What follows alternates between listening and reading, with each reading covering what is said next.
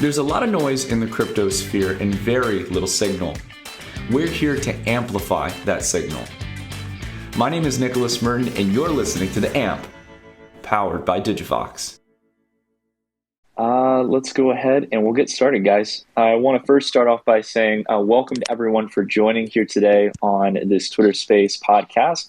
It is going to be the first one that we're putting out here on the Digifox podcast. And I want to first start by welcoming our two guests that we've got here today. We've got two esteemed guests in the crypto space leading the way in innovation. First off, is without further ado to have Mayor Suarez, Francis Suarez of Miami, recently reelected back in November and rated as one of the highest mayors in the United States due to the massive push of innovation in Miami. So it's a true honor to have Mayor Suarez. And thank you. I've got a lot of interesting questions to ask you on that. True pleasure to be with you guys. Awesome. Yeah, and the other person as well we have on is Patrick Stanley. He is the founder of CityCoins and has worked very closely as well in the crypto ecosystem to expand crypto innovation and the localized level through CityCoins as well as Miami Coins, specifically tied to the initiatives that Mayor Suarez has been pushing for in Miami. So I want to say to all of you guys, thank you for making the time to come in. And I want to start off, Mayor Suarez, now that we've got you here and stuff, we've been wanting to chat with you for a long time. One of the big things that I really want to start off on is really kind of at the beginning of all this, because, back in 2020, a really phenomenal thing was that I was fortunate enough to be one of the few people at the time when the tweet had come out back in December 2020, where you had come out and you basically quoted the tweet that came out from Delaney, who is one of the founding team members at the Founders Fund. And you had put out this quotation. It was 4 simple words of "How can I help?" And I think that is pretty much defined everything that you stand for in the vision for Miami. And it's something that at the time, in a pretty chaotic world, many mayors weren't asking that question for their citizens. So I want to go ahead and really ask you first off, what led you down this trail of wanting to build Miami as a tech hub? What gave you that initial kick to really start this journey under your leadership? Thank you, Nick, for the question and the opportunity to be here with Patrick, someone who I admire very much and respect a lot. It sounded funny when you were saying, in the beginning, it sounded almost biblical. But yeah, the idea of creating a tech ecosystem, a real tech ecosystem in our city is a more than 10-year project, right? People think of it as beginning when that tweet was made a little over a year ago.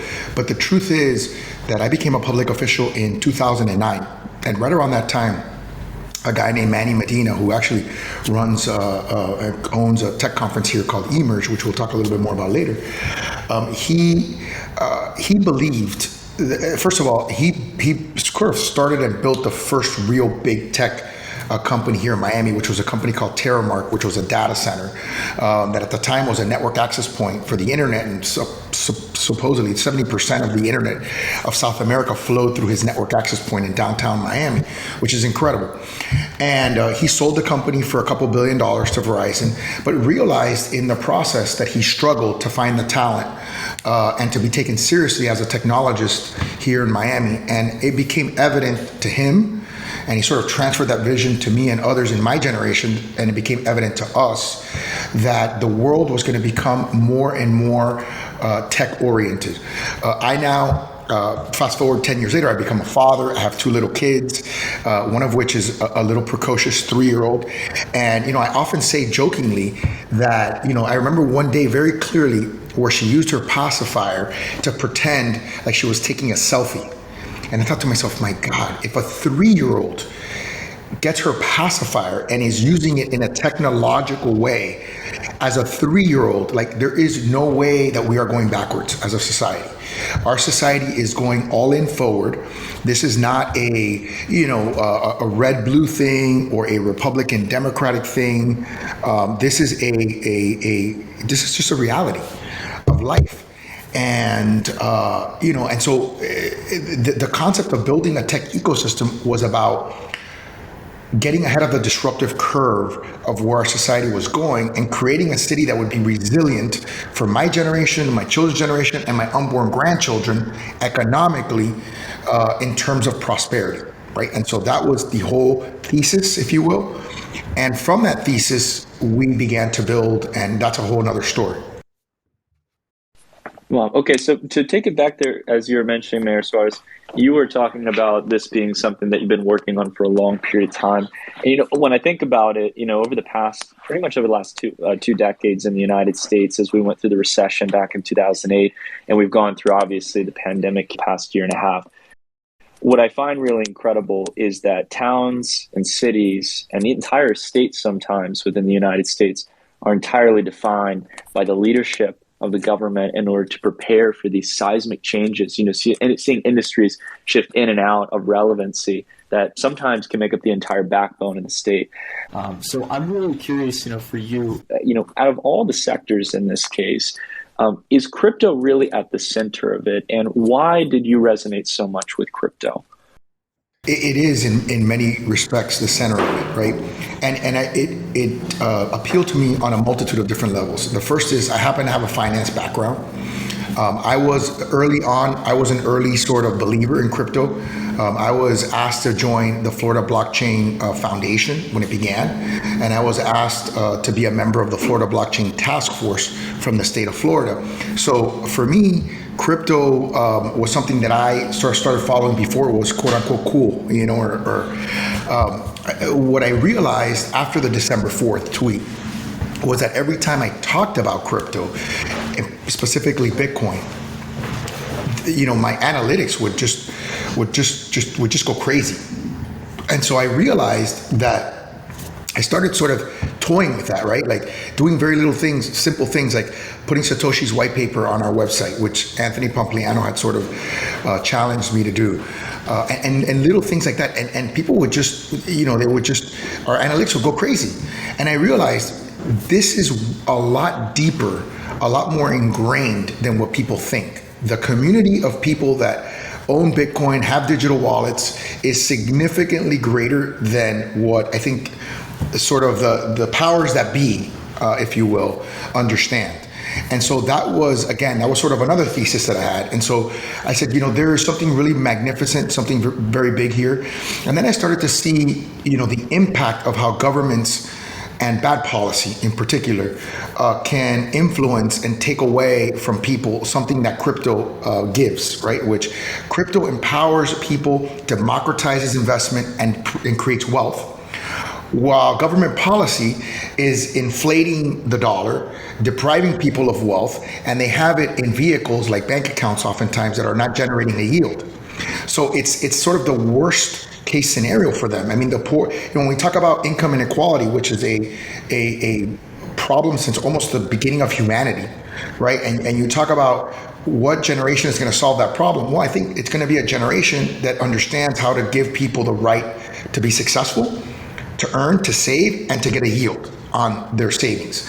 And right now, unless you're wealthy, you are losing money essentially. So that the combination of all of those things is what brought me to Bitcoin. And then the things that have happened since then, with FTX sponsoring the arena, $200 million, with obviously the Miami Coin project that Patrick and I will talk about, generating, $25 million plus for the city, and the Bitcoin dividend, and all the things that we've done, bringing eToro, blockchain.com, XBTO, a variety of crypto funds to Miami, which create high paying jobs. I mean, we are impacting lives.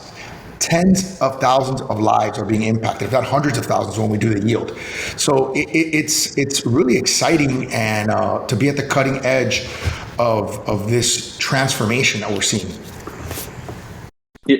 And one thing I wanted to say, Mayor Suarez, that I think is so important for people to hear is they hear constantly about this kind of transformation of Miami, and they hear about people leaving certain areas and coming to new areas. And one thing that I always emphasize to people is the numbers and the data is clear by now. I think it was when I was looking at one of the previous videos you had done with, I think it was CBS or one of the major news outlets, they were looking at some of the data that, basically computer science and IT jobs had shot up in double-digit territory in Miami, the highest growth rate on an annualized basis in history, and outpacing any other different jurisdictions. Whereas you see major tech hubs like San Francisco that, again, I think laughed at this idea a long time ago that Miami could become a tech hub or that there was any threat to these jurisdictions. You see Miami growing at the same time, while New York City, you're seeing this well, San Francisco. Starting to really see a decay in the talent moving away to different jurisdictions.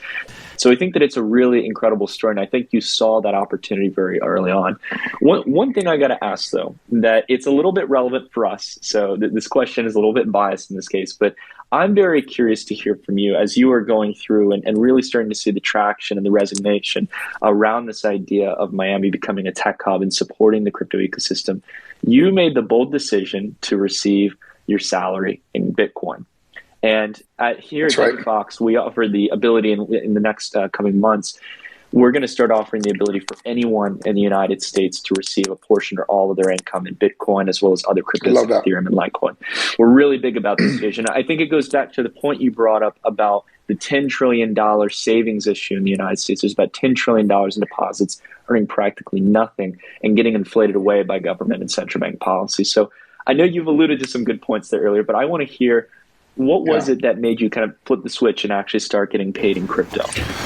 Well, it was about putting your money where your mouth is, right? Like, there's one thing to be innovative with other people's money, right? It's a whole other thing to be innovative with your own money. And frankly, I just thought it was a good decision personally, right, for me. And I'm not here giving investment advice, so everyone always tells you got to be careful what you say, and But I do think, when you look at crypto's performance on an annual basis, on Bitcoin's performance on an annual basis, the annual returns, I think last year was over 100%, right, year over year. So people constantly talk about the volatility, the haters, the naysayers, they love to talk about the volatility, but they don't look at the performance. Which is what I tell them when I do CNBC, when I do Fox Business, when I do all these major stations, and they talk about the volatility. I tell them, I'm not a day trader. You know what I mean? I'm not trying to, buy low and sell high, on a given day. I'm investing in something because it's a good investment. And what I see it as right now is our generation. Right now, it's our generation's sort of digital gold. Right, and it's where all this money is flooding the market. People are fleeing fiat currencies. Why? Because they're being devalued. So if you're going to go to if you have a decision to make, do I keep my money in a devaluing asset or in a increasing value asset? It's not a tough decision. Right, so that was sort of the thinking on it. I will say this. I do want to say this because I think this is important for me to say. My mayoral salary is not my only salary. Right, I think that's a fair point to make. I have outside income. I'm able to have outside income. I have a private sector income. So the mayoral salary is one component of my salary, and so I'm comfortable with that percentage of my salary being in Bitcoin. And I feel like I've gotten in at a good time too, because it was a little bit of a dip. It's been a little bit of a dip, and I think that the upcoming year is going to grow the size of it. And something that Patrick said off air is important. I think this year, 2021 was what I call the year of mainstream. In other words, it was the year where these cryptocurrencies became a household name. Everybody either knows about it, talks about it, or owns a digital wallet, right? Like, it's almost like everybody, particularly when it comes to our generation, right? This upcoming year, 2022, this year that we're in, is, I think, the year of utility. Right, this is going to be the year where we transition from, okay, this is a cool asset, it's cool to own, I like the fundamentals, I like what it does, right, and that's why I want to own it, and it has value, to, okay, this is what it's going to do for us, right, and this is what we can do with it. And I think that is going to be exciting, and that's where we'll see some winners and losers. It's going to be a fun thing to watch.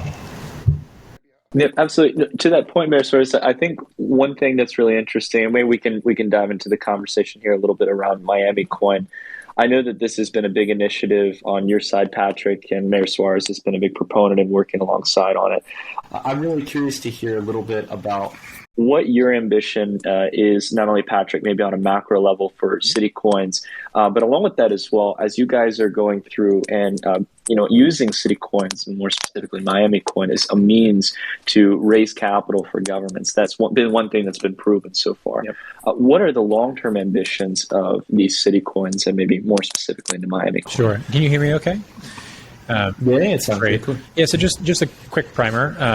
CityCoins are protocols. CityCoins are city-based tokens and protocols that unlock a new funding mechanism for cities. And very importantly, they create an open source ecosystem for developers.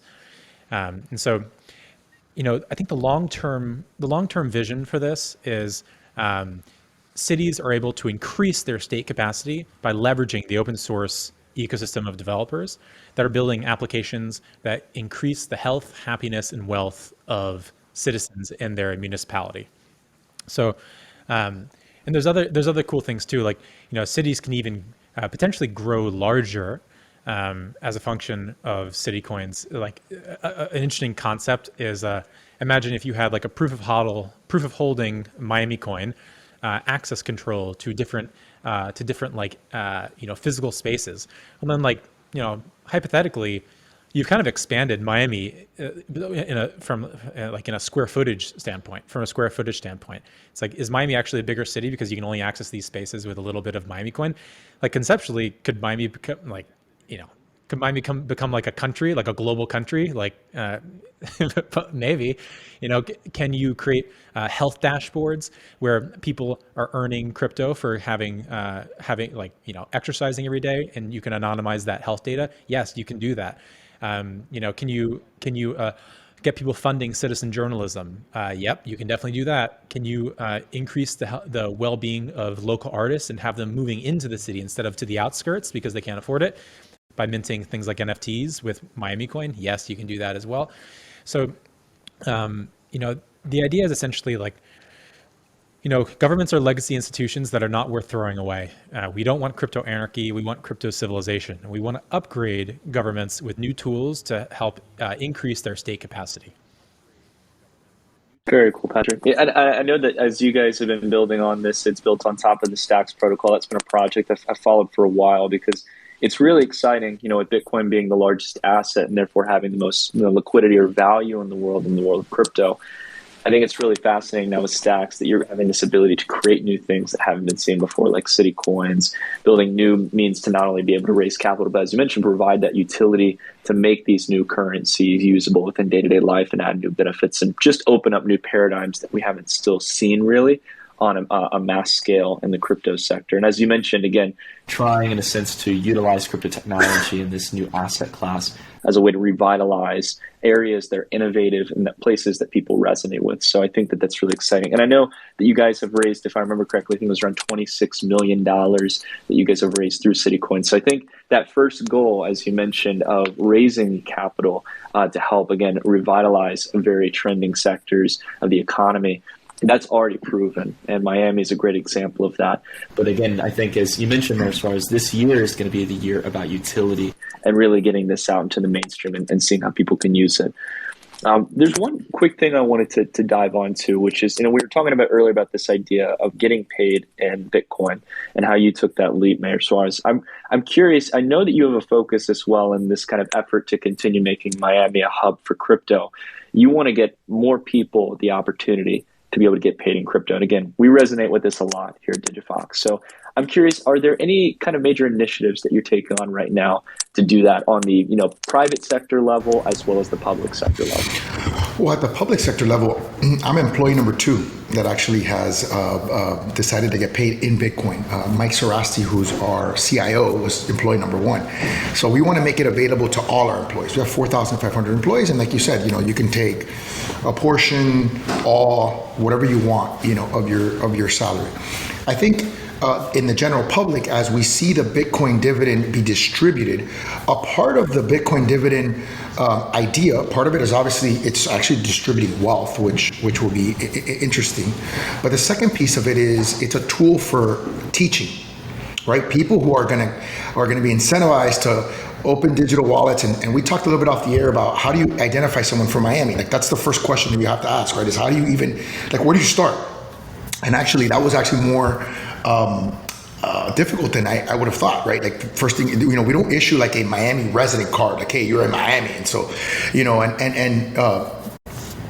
it's hard to do it by mailings, because you have to get identity and things like that. So, we're probably going to go with registered voters, who are people who have opted in, and there's a process of identification and verification of identity there, and then allow them to create digital wallets. But when you give those people the Bitcoin that you're giving them, they're going to have they're going to learn a tremendous amount about Bitcoin. They're going to have to open a digital wallet. They're going to learn about how to access this market.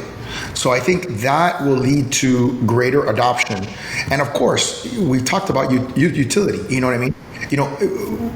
Look, I say this out of innocence in a way, and sometimes I get criticized on social media for it, but I would love to see a day where you walk into a 7-Eleven or a convenience store and you buy a Snickers with Satoshis, right? Like, that's where we need to go, right?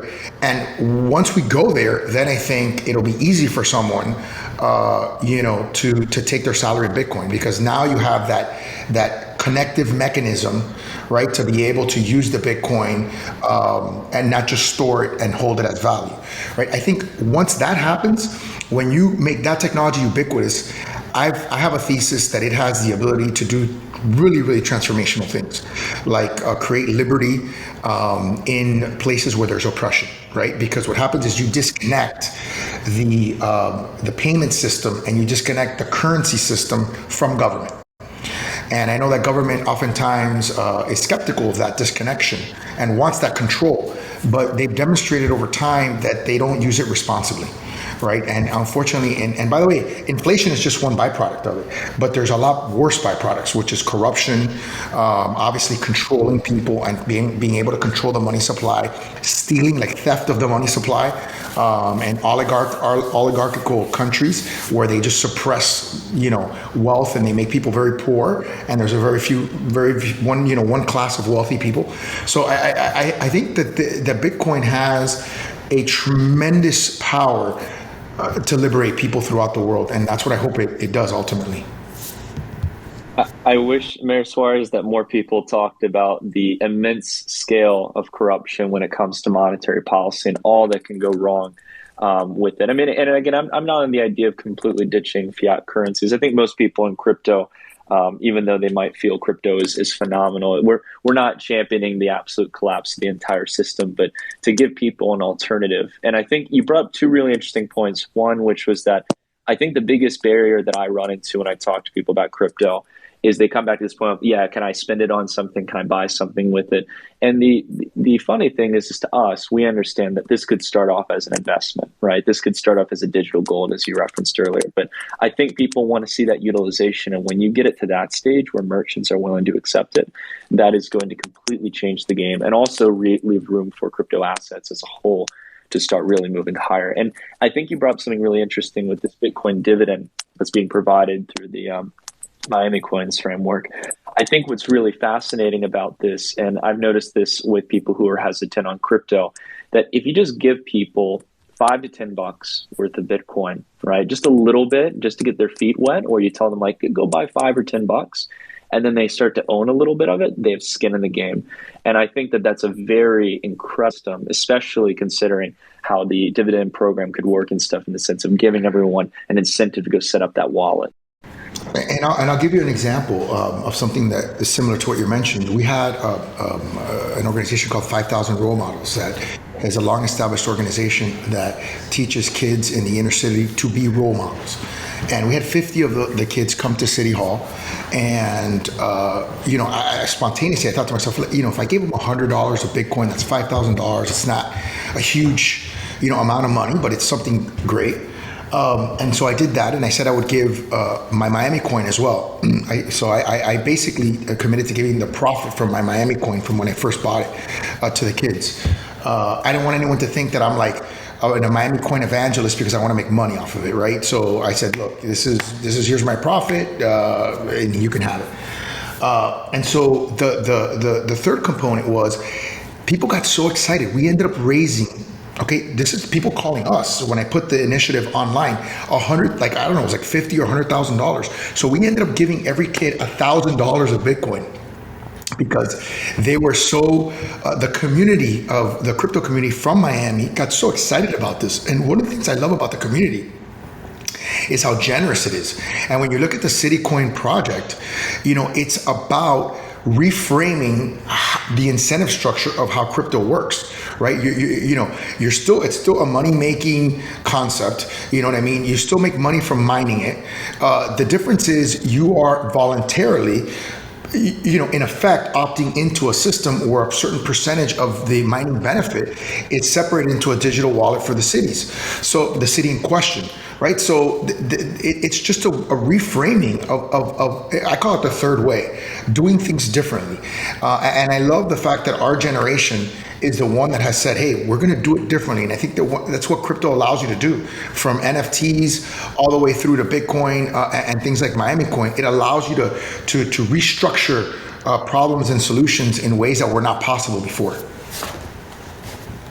Awesome. I mean, it's incredible. I think the vision of it is so great. And I remember I saw the initiative when there was the kind of promo video talking about the giveaway of Bitcoin to the 5,000 thought leaders and stuff organization. I mean, it was really cool to see like the kids getting so excited about it. And I think, again, like programs like that, I mean, not only just generally the program itself is really exciting to get people out there being leaders and starting to be, gentlemen, helping out the community is phenomenal. But outside of that as well, giving them that start to financing for their futures is really important as well. So I think it's a great effort. I wanted to run through some quick rapid fire questions because I know today we won't have time to pull questions from the Twitter space, but I wanted to ask you some quick rapid fire on the spot questions. So you can keep them pretty. If you want to dive deeper into one, let me know. So one thing that I got a kick out of Eugene and I were picking this out before we started is the bold question that I think is important to ask because you are probably the most in-demand mayor in the United States right now. I was curious on why Earth. You wanted to. Yeah, I think on Earth, exactly. Oh, thanks, guys. Put it good, yeah. Shucks. I mean, honestly, and I think what's so incredible too, and I appreciate this a lot, Mayor Suarez, is that you're incredibly humble and the knowledge base that you have. I mean, compared to what are the talking points of other mayors, with all due respect to political leaders, I think you have a really good forward-viewing outlook on the future. The one funny question we wanted to ask you is why did you come on here on today's Twitter Space? Specific reason. Why did I come on here today on today's Twitter Space? I have absolutely no idea is the true answer. Probably because we talked on Twitter, DMing or something. I don't know. It's funny. I'm going to say something that's kind of funny, right? Like I don't know what I'm doing. I mean, I know what I'm doing next, but I rarely know what I'm doing 3 meetings into the future or 2 days into the future. I'm sort of a point and click kind of guy, and I'm a slave to my calendar. So I have all this inbound. My inbound is so large that one of the hardest things that I have is reconnecting. Like when a meeting happens 2 weeks later, like how did it start? Who was the first point of contact? How did we get connect? To be honest with you, I have no idea. Totally that's a good thing to hear. If your calendar's being used up as much as it can and you're keeping your drive and everything, that's the best, man. Nick, that's you awesome. have no idea, Nick. Very cool, man. Okay, so I wanted to ask you another quick question here, which is, and I know this might be a little bit broad, but with all the points you made earlier, I think the problem is that when you're trying to pitch crypto to people, people's attention spans can be so small sometimes. We've got so much stuff going on. What is your philosophy of Bitcoin and crypto as a whole in one sentence, like kind of one general statement? My general statement is it is a reformulation of how transactions are going to be potentially paid for, right? And that reformulation is it's a generational and technological improvement in the way that we have done it up until now. I mean, I think that's the easiest way to explain it. You said something, and I'm going to challenge it a little bit, if you don't mind, which is that you said, guys, but after this last thing, Mayor Suarez has got to go. Yeah. So this will be the last one. Okay, cool. But I'll challenge one thing. I am not afraid of a non-fiat world at all. And I would not be surprised if we go to a non-fiat world at all. And I think there are benefits to governments from being in a non-fiat world, right? Particularly federal governments. Because you wipe out that corruption, you take all that stuff out of it. The other thing you do is you force fiscal discipline, right? Like governments right now can print money, and it's basically their decision, right? Like, hey, let's. And what's interesting about local governments is we actually have to balance our budget. It is a constitutional requirement to balance our budget. So we just can't do that. So every year I got to balance my budget. I actually have $140 million in reserves. I actually have a savings account. So not only do I not have a deficit like the federal government has every year, I actually have a savings account. So I balance my budget every year, and every year, hopefully, I put away some money. I tuck away some money, like a family does, right? Like in a family economy, and I save it for a rainy day. So, these federal governments have just lost sight of that, and they're trying to manipulate. Hey, inflation's got to be at this, interest rates got to be at this, and in their attempts to want to let human interaction make those decisions rather than a purely market-driven factor and force, you get all kinds of problems, right? And so I am not afraid of the possibility that we could, in the future, go to a non-fiat world. I think there are some questions that we have to answer, like, for example, when there's a pandemic, how do we deal with that, and wars and things like that. There will be scenarios under which you have to think through some of the problem solutions of them, but it does not scare me at all. No, I would say, Mayor Suarez, I don't think you're too far off for thinking that could possibly be a reality in the coming future. But to be respectful of your time, we'll have to continue the conversation later. I want to ask you one last fun question here. Okay. Mayor Suarez running for president one day. Is it a possibility? Ask Patrick. I get off and you can ask Patrick. Let Patrick answer that question for me. Yeah. See you later, Mayor Suarez. You're talking to the next president of the United States. We'll see. Take care, guys. Have a good one. Thank you. Thank you so much. Bye-bye. Cool. Alrighty. So Patrick, what's your take on that? Oh, I mean, the next president is going to be a Bitcoin president. I think they're going to hold crypto, no doubt. And the reality is everyone is going to become an investor in crypto over this next decade, both out of opportunity and necessity. Opportunity being you have like Robinhood, Coinbase, OKCoin. You have all these exchanges coming online, serving more and more people. Like owning crypto is going to be like having internet access. And necessity is going back to a point Mayor Suarez was making earlier about governments printing money, people needing to move their assets to sort of somewhat risk on hard assets that are more likely to keep their value or even increase in value. And so, yeah, I think everyone's going to become an investor. I think that's like a new shift that's happening, and so what that means is the next president is going to own crypto and specifically Bitcoin. And the person who's been the biggest leader on that has been Suarez, and he's got a few years to gain even more steam in Miami and grow his influence. And I think just generally people are really tired of extreme politics. They want a rational centrist that's a technological progressive. So why not? That point you brought up, Patrick, one thing I really liked about what he said earlier is what I love about crypto so much is that even though it does, I think some people argue that crypto has some kind of political ideology to it. It's that, it was rooted in this kind of libertarian idea and stuff of, getting away from central banks. And all the while that may be true in its early days. What I think is so great about crypto is it's not really one-sided by any means. I think it's something that really starts to unite a lot of people. I mean, I don't hear people on the left or right debating monetary policy that much or going about, giving, really talking about the government having more or less space when it comes to these kind of topics that are so integral to our net worth and our well-being in the long term. So I'm very excited to hear that kind of narrative. And you're right. I think people are tired of it. People are ready for someone fresh and someone as well who's got the story and a legacy like Mayor Suarez. Totally. Well, I think you want to be if you could view like a Venn diagram that you want to be in the center of. The three things would be like you want to learn lessons from history. So you don't want to repeat like you want to repeat disasters that have happened in the past. Like you don't want to repeat communism. Like Suarez's family came from Cuba, so he's heavy on that. You want to fight oppression where it exists. You don't want to deny that oppression doesn't exist. It exists, and you need to be able to fight that. But then you also want to maximize freedom. So you don't want to be over indexed on any three of these things. You want to get as much as you can from all those things. And you get, folks like Suarez, folks like Mayor Eric Adams in New York. They're a new breed because they're not picking up fans on one of those extreme points. They're picking up fans right in the center. So instead of having like a win-lose scenario, they're creating win-win scenarios. Yeah, cool.